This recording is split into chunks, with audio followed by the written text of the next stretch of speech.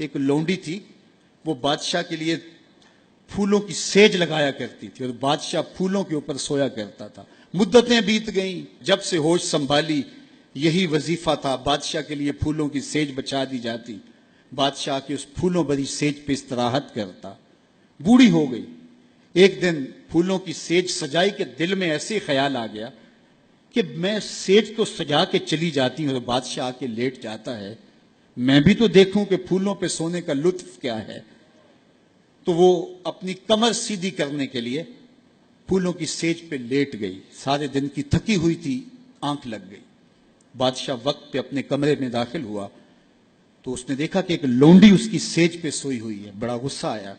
بادشاہوں کی غیرت ہوتی ہے، اس غیرت کی وجہ سے اس نے جلاد کو بلایا، اسے اٹھاؤ، الٹا لٹکاؤ اور اتنا مارو کہ اس کی جان نکل جائے، باقی لونڈیوں غلاموں کو پتہ چل جائے کہ بادشاہوں کی سیج کتنی مقدس ہوتی ہے۔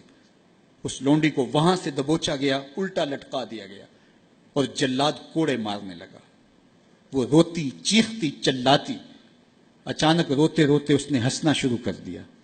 جب وہ ہنسی نہ تو بادشاہ نے جلاد سے کہا رکو اور اسے پوچھو روتی کیوں تھی اور اسے یہ پوچھو کہ ہنستی کیوں ہے۔ تو جلاد نے کہا کہ کیوں روتی تھی؟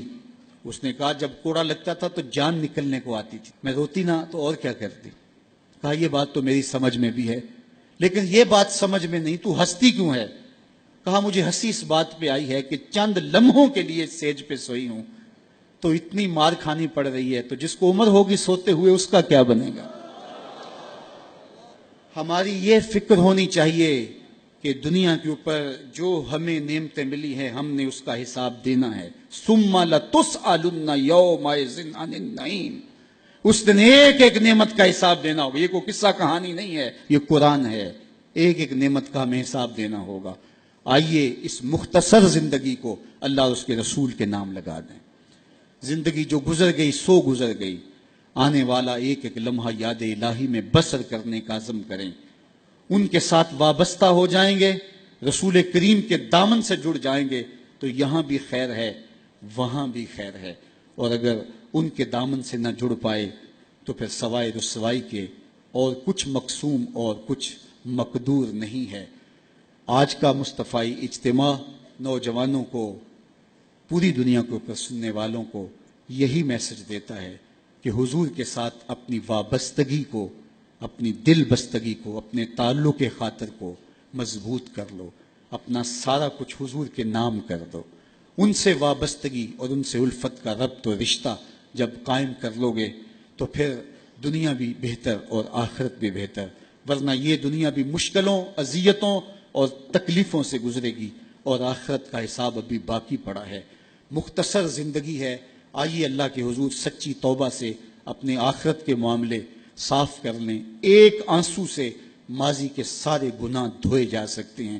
ابھی سورج مغرب سے طلوع نہیں ہوا، ابھی توبہ کا دروازہ بند نہیں ہوا، اس کی رحمتوں کے در کھلے ہیں۔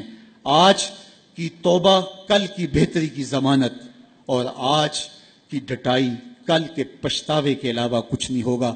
وقت پر کافی ہے ایک قطرہ بھی آب خوش ہنگام کا، جل گیا جب کھیت برسا می تو پھر کس کام کا۔ اور اگر ان سانسوں کے بدلے سجدہ ہو جائے، ان سانسوں کے بدلے قیام ہو جائے، رکوع و سجود ہوں، رسول کریم پہ درود پڑا جائے، کسی دکھی کے سر پہ ہاتھ رکھ دیا جائے تو یہ سانسیں کام آ گئی۔ وہ خوش نصیب ہیں جنہوں نے اپنی سانسیں اللہ اور اس کے رسول کے نام وقف کر دیں، اور وہ بد نصیب جو اپنی سانسیں، اپنا وقت اور اپنی قیمتی زندگی برباد کر رہے ہیں۔ اب بھی وقت ہے، اب بھی موقع ہے، توبہ کا دروازہ کھلا ہے، سورج مغرب سے طلوع نہیں ہوا، در رحمت گشادہ ہے۔ آئیے میں اور آپ اللہ کے حضور سچی توبہ سے اس کی چوکھٹ پہ حاضری دیں اور اپنے گناہوں کی معافی مانگیں۔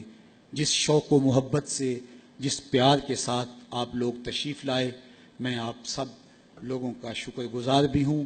قافلوں کو ترتیب دینا، پھر ذمہ داری کے ساتھ یہاں تک لے کر کے آنا، یہ ایک کٹھن کام تھا، اور ادارۃ المصطفیٰ کے ذمہ داران نے پاکستان کے مختلف شہروں میں محنت کر کے قافلہ سازی اور پھر یہاں تک ان کے پہنچانے میں جو مشقتیں سہی، اللہ اس کا انہیں اجر عطا فرمائے۔ اور علماء، مشائخ عالی مرتبت بزرگ جو لوگ تشریف لائے، میں سب کا شکر گزار ہوں، اور ادارۃ المصطفیٰ کے ان بچوں، ان کے والدین، ان کے اساتذہ اور جملہ معاونین کو مبارکباد پیش کرتا ہوں کہ یہ سند فراغت پا کے آج معاشرے کے اندر دین کی تبلیغ کے لیے اتر رہے ہیں۔ اللہ ان کی مدد کرے۔